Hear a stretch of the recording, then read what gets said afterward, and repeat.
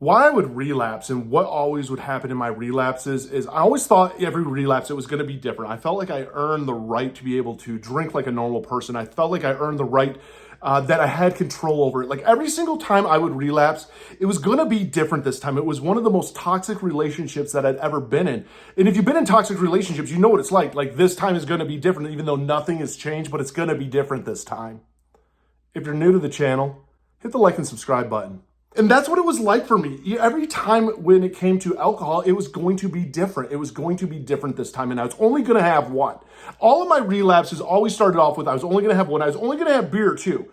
My drugs of choice were alcohol and cocaine. Those were when it came to the alcohol side though, it was vodka, it was tequila, it wasn't beer. I didn't like beer. I was never a really big beer drinker. So that's one of the things that was like the only difference is, hey, this time it's going to be different. And I would get a beer and I would drink that beer. And what would end up happening is I'd have that beer. I'd start to feel good. I'd end up having another beer.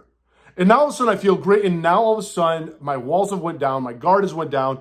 And now it goes bad. And that was what started off my relapses. And sometimes I would drink and that would be it for that night. I would only have maybe a beer and it would taste kind of gross. It would be kind of nasty, but I was like, see, like it's different. And I literally am blacked out in my memory and in my brain of all I can remember is like a week later or 5 days later or 3 days later, stopping and buying 99 banana shooters. It always started then with a beer and you know what, let me get a shot with it too.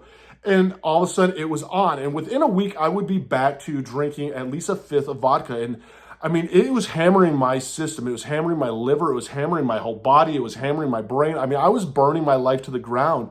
And that's how my relapse would happen because I thought I would have control over it. I thought this time would be different. I thought I could be different this time. And next thing you know, I am down this dark path of just nonstop drinking, nonstop using. Now I'm hitting up my plug. Now I'm hitting up everything I could to just keep this beast going. And I would lose myself to it. I always would lose myself to it. And it was ultimately because I never wanted it bad enough is what I always felt. I was never to the point that I wanted it bad enough. I thought that, I kind of wanted it, that it should be easier than this. But man, I had so much unhealed stuff that as soon as I played the victim in life, as soon as I was the victim of something, it would just get bad. And it would go from bad to worse to just literally a nightmare.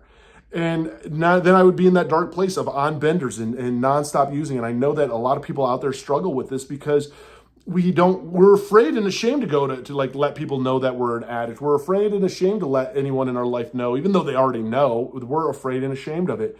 We don't want to go to A. We don't want to go to NA. We come up with all these reasons why we don't want to get sober because we're protecting our addiction. And for the ones that know what it's like, I mean, hit the like and subscribe button, comment down below because we will protect our addiction more than anything in the world. And that's why I think you really have to get to that point where you want to be sober. You have to get to the point where you want to be sober more than you do anything else in life. That this is your true obsession is getting sober. You start to put all that energy that you once put into your addiction, and you know what that energy is. I mean, we put in mass energy into our addiction of always being able to find a dealer, always being able to find a plug, always drinking, always this. We had all the energy for that. But man, when it came to our sobriety, we had no energy, we had no motivation, we had no drive, we had no desire for it. So you have to find what works for you. I mean, I got tags down below for NA and AA. I know a lot of my relapses happened mainly because of mental illness. A lot of my unmedicated mental illnesses, I stopped using medication. If you want to get tested for ADHD, I have a link down below to get tested for ADHD, to find a psychiatrist and psychologist. It makes a huge difference and it helps you more than you could ever imagine to at least know what's wrong or to know why you fall down these certain pitfalls. And so to be able to find help out of it and to be able to work out of it. And for the ones that are going through it, my heart goes out to you, man. You can do this. I believe in you. It is one day at a time and it's never giving up.